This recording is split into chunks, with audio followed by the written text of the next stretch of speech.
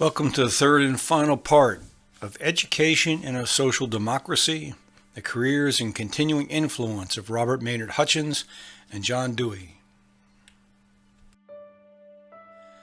Much in the life of John Dewey had changed by this time. His wife Alice died in 1927 after 41 years together. With the publication of articles presenting a generally favorable view of childhood education in the Soviet Union, he and other educators were there in mid-1928. He was attacked by various editorial writers and conservative newspapers. When he challenged the concept of a conscious creator as a human invention, not supported by science, the response was as one would expect in the United States.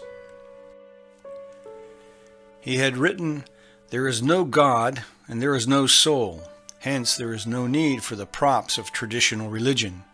With dogma and creed excluded, then immutable truth is dead and buried. There is no room for fixed and natural law or permanent moral absolutes." What Dewey offered was an alternative to existing religious orthodoxy, a non-sectarian faith, free of the supernatural aspects which he argued were totally irrelevant to the modern world. Dewey's 70th birthday came on the 20th of October 1929. His colleagues and admirers organized a two-day celebration of the man and his contributions to education. Among the speakers was George Herbert Mead of the University of Chicago. Mead and the rest of the faculty at Chicago were just beginning to learn the extent to which their new president, Robert M. Hutchins, differed in his ideas from those of John Dewey. And then, of course, came the crash and the depression years that followed. Programs had to be curtailed, salaries had to be cut, faculty had to be let go, and Hutchins had to spend more and more time trying to raise money from those who were experiencing declining wealth. At the end of his first year, Hutchins could point to one significant success at the University of Chicago: the restructuring of undergraduate education to provide a unified basic program that permitted but few electives. Courses were taught using original works rather than textbooks. Mortimer Adler, frustrated at Chicago, urged Hutchins to come with him to St. John's. Hutchins told him he could think of nowhere else to go and advised Adler to consider the degree of freedom he enjoyed at Chicago to do exactly as he desired. Adler stayed. Over at Columbia University, John Dewey asked to be relieved of his teaching duties at the end of the 1929-1930 school year and placed on retirement. With the years he had left, he wanted to concentrate on writing and to devote more time to the causes he felt were important. He remained extremely active as a lecturer and writer throughout the decade of the 1930s. As it became clear the world was headed for a Second World War, Dewey warned that academic freedom must be strongly defended.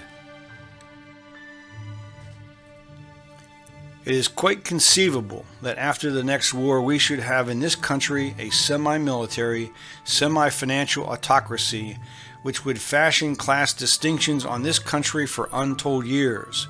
In any case, we should have the suppression of all the democratic values for the sake of which we professedly went to war. As the probability increased that the United States would be drawn into a Second World War, Hutchins was far more concerned for the moral, intellectual, and spiritual preparedness of the nation than for its military preparedness. As did Dewey, he wondered, would a better world emerge with defeat of the Axis powers? Early in 1941, he delivered a radio address to a national audience. "I speak tonight because I believe that the American people are about to commit suicide. We are not planning to. We are drifting into suicide. We are going to try to produce the victory by supplying our friends with the materials of war. But what if this is not enough? We must guarantee the victory.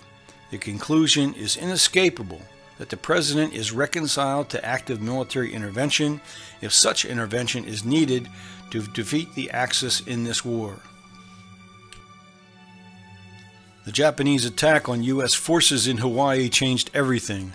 Hutchins advised the faculty what role the university must play.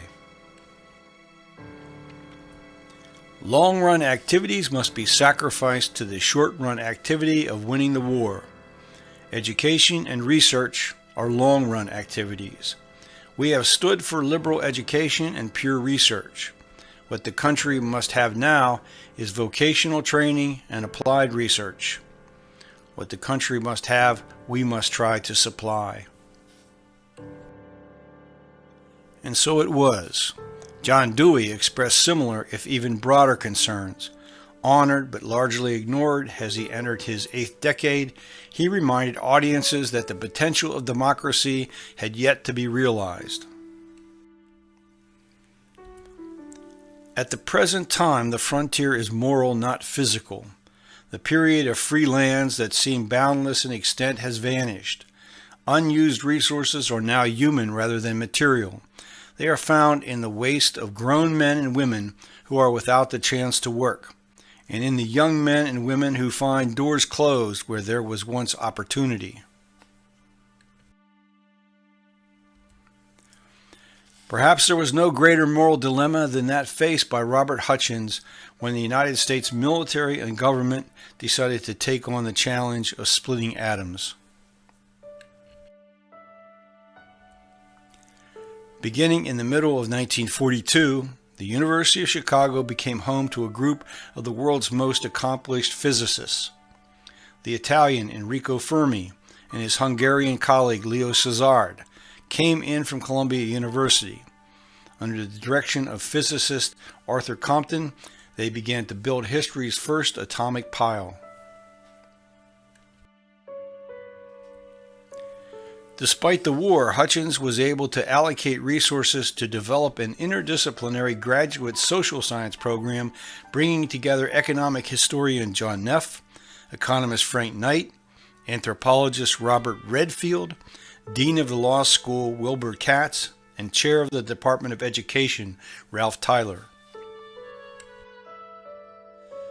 After the war, they were joined by a group including Yves Simon, Friedrich von Hayek, Daniel Borstein, Saul Bellow, and Hannah Arendt.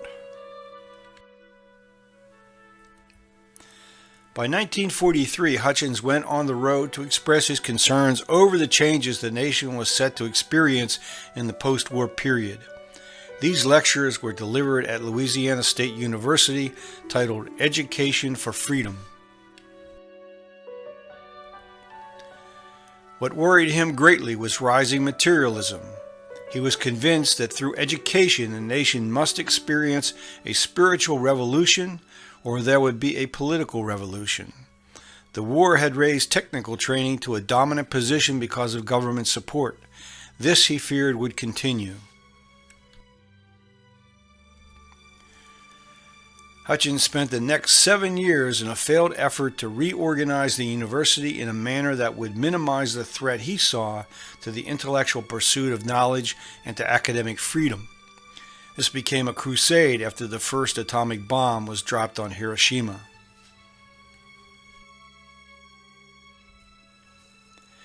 His first action was to organize and chair an atomic energy control conference only 6 weeks after the war ended. Leo Szilard informed the attendees that the engineering had already made it possible to produce bombs 10 times more destructive than those already used. Moreover, he believed the Russians would have the bomb in less than 3 years. To Hutchins and others, the only solution was world government. He became president of a committee to frame a world constitution, the members of which included prominent professors at Chicago, Harvard, and Columbia. The document they developed was published and distributed in July of 1947. Not surprisingly, their efforts served only to provide ammunition against Hutchins from political conservatives. Reinhold Niebuhr, One of the original committee members withdrew in protest of what he called the myth of world government. Even the chairman of the group, Richard McKeon, declared that he was unwilling to sign the final draft. Elsewhere, interest in the document simply never materialized. Already underway since 1944, funded by a $200,000 grant from Henry Luce of Time, Hutchins established a Commission on Freedom of the Press. The report issued in 1947 ignited yet another round of controversy. Also in 1947, with financial support from a university trustee, Hutchins became chairman of the new Great Books Foundation, intent on expanding the adult discussion program nationwide, train discussion leaders, and publish low-cost editions of the great books. Already there were over 10,000 participants. Eventually, the program would reach a peak of 50,000 annual participants. Another of his commitments was to the Encyclopedia Britannica, which had moved its principal operations to the United States in 1929 and then to Chicago in the mid-1930s.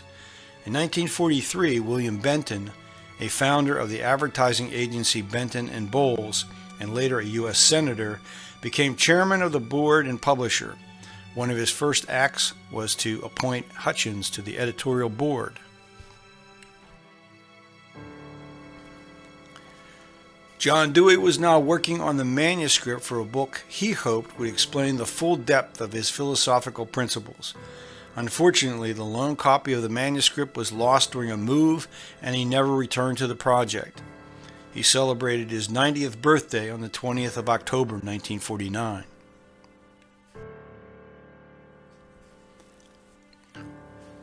Also in 1949, William Benton was asked by Henry Ford II to intervene with Paul Hoffman, administrator of the Marshall Plan, to become head of the Ford Foundation. Hoffman wanted Hutchins to come with him.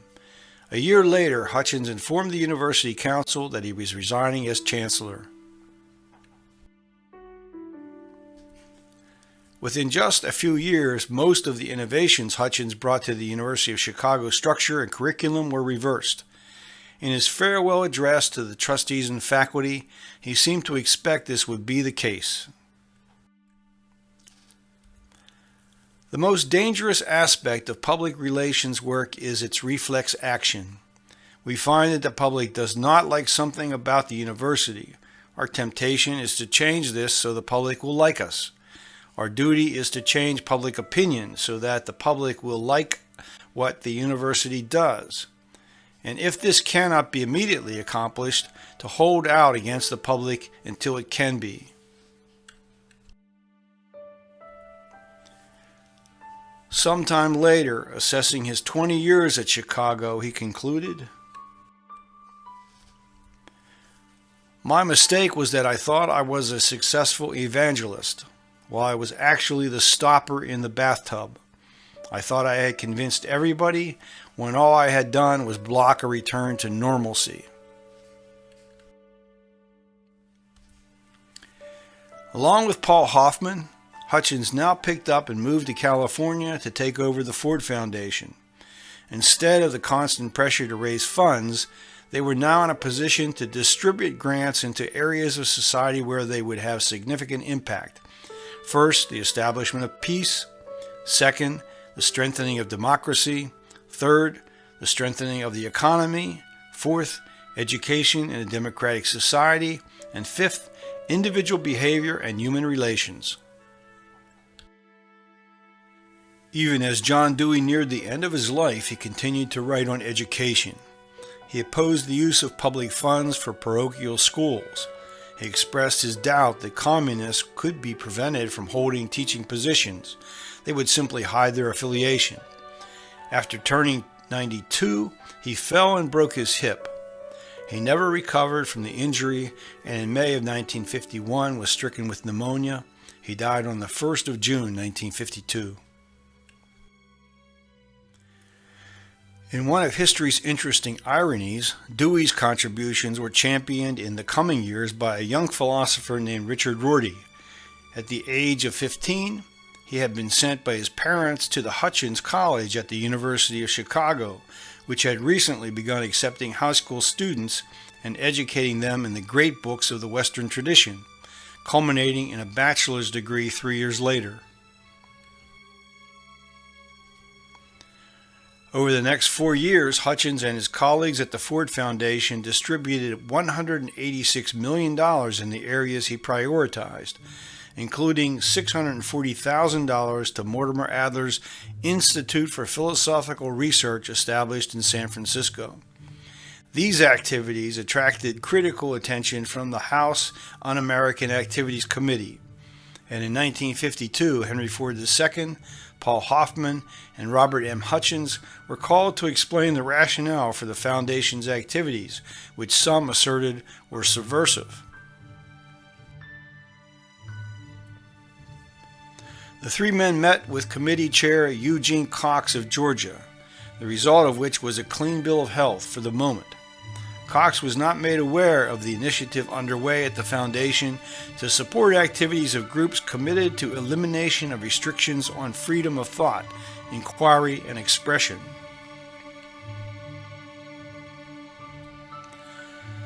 With Henry Ford II's support, the Foundation Board approved a $1 million grant for establishment of a new corporation to be called the Fund for the Republic. Hutchins described what the fund would do. The fund should feel free to attack the problem of the freedom of the press, of migrant workers, of the immigration laws and the McCarran Act, of loyalty investigations, of the House Un-American Activities Committee, of conscientious objectors, of academic freedom, and teachers' oaths, of racial and religious discrimination in all its manifestations, from lynching to inequality of educational opportunity, of disfranchisement, of dishonesty in government, of the liberties guaranteed by the First and 14th Amendments, of the administration of justice, etc. Hutchins then convinced the Foundation Board to increase the grant to the Fund for the Republic to $10 million, conditioned on the veto of any person put forward to serve on the board of the fund. And then the board of the Ford Foundation decided to bring the executive offices back to New York. Paul Hoffman resigned as president. Hutchins remained behind, becoming, as he said, an associate director with no one to direct and with whom no one would associate. That would not last long. Hutchins became president of the Fund for the Republic. The right wing came after the fund and Hutchins when they learned that Earl Broder, head of the Communist Party in the United States, was being paid as a consultant for the fund-sponsored study of communist infiltration into U.S. institutions. Early in 1956, the House Un-American Activities Committee decided to investigate the Fund for the Republic. Henry Ford II publicly announced his own concerns with how the assets of the fund were being used.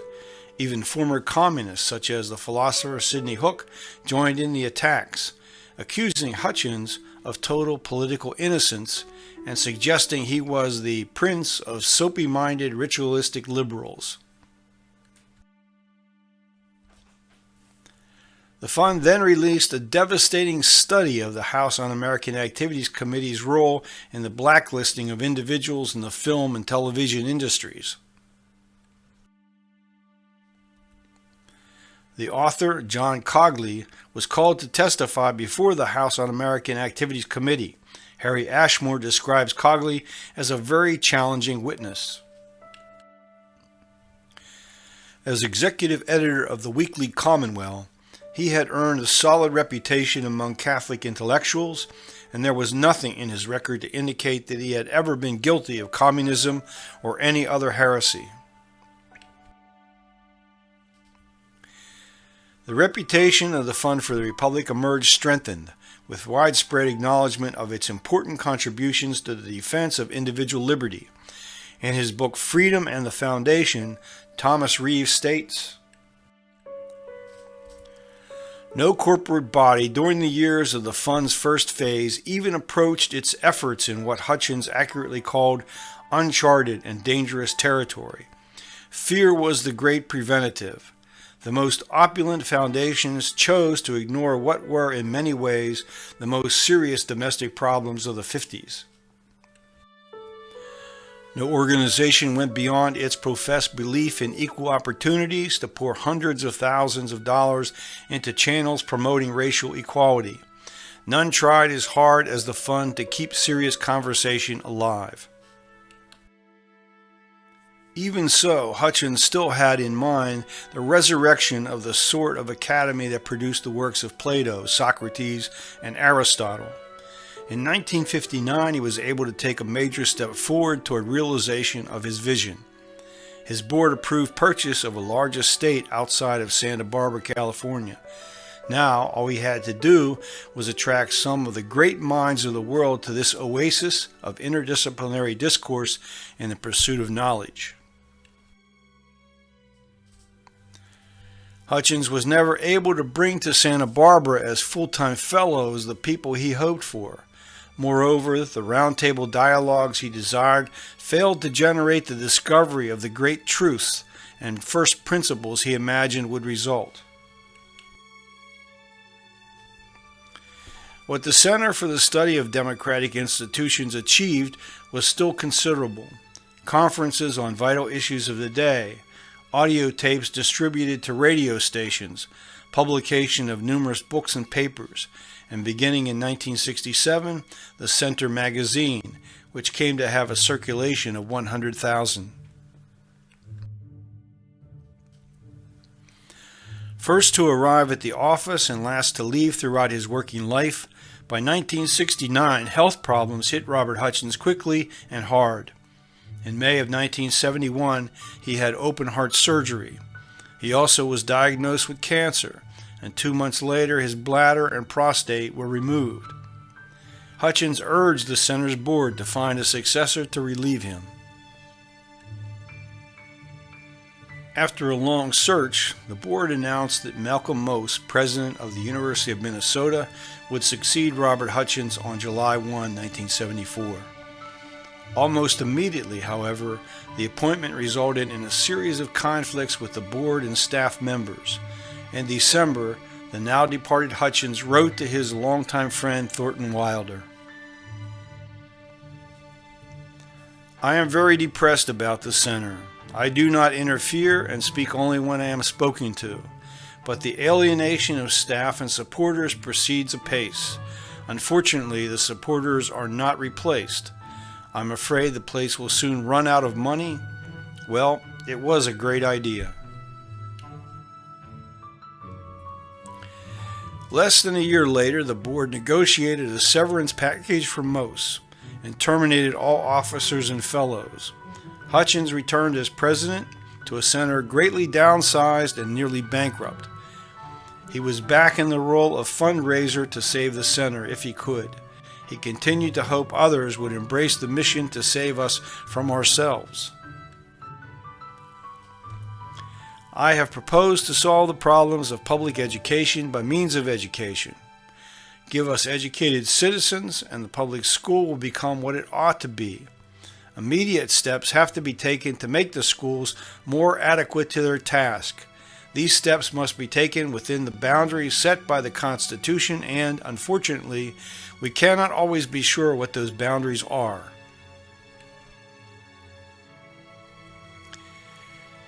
His final illness began in April of 1977. Kidney failure took him to the hospital, where he fell into a coma lasting nearly a month. He died on the 14th of May, 1977. Of his life, Harry Ashmore leaves the reader with this: "He never expected to be honored as a prophet. It was enough that he managed to be heard. He was the modern embodiment of those founding fathers who were democratic enough to open the way for universal suffrage and aristocratic enough to believe that men less educated than themselves might misuse their right. His unblinking realism never degenerated into cynicism." And from Milton Mayer,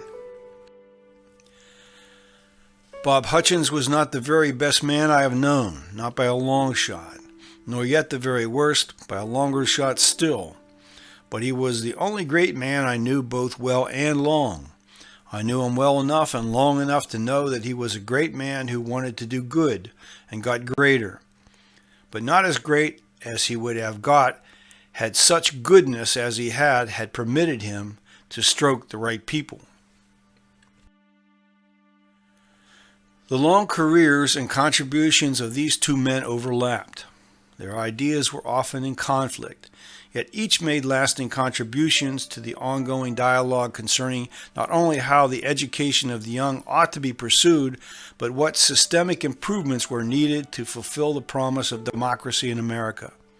It is perhaps noteworthy that in 1982, Mortimer Adler dedicated his book, The Padilla Proposal, to Horace Mann, John Dewey, and Robert Hutchins. Of Dewey he wrote, "The ideal Dewey set before us is a challenge we have failed to meet. It is a challenge so difficult that it is understandable, perhaps excusable, that we have so far failed. But we cannot continue to fail without disastrous consequences for all of us. For the proper working of our political institutions, for the efficiency of our industries and businesses, for the salvation of our economy, for the vitality of our culture, and for the ultimate good of our citizens as individuals, and especially our future citizens, our children, we must succeed."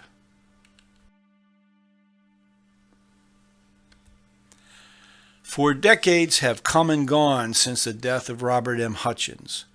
The issues he and John Dewey raised, the perspectives they championed, the problems they recognized but could not resolve, remain with us today.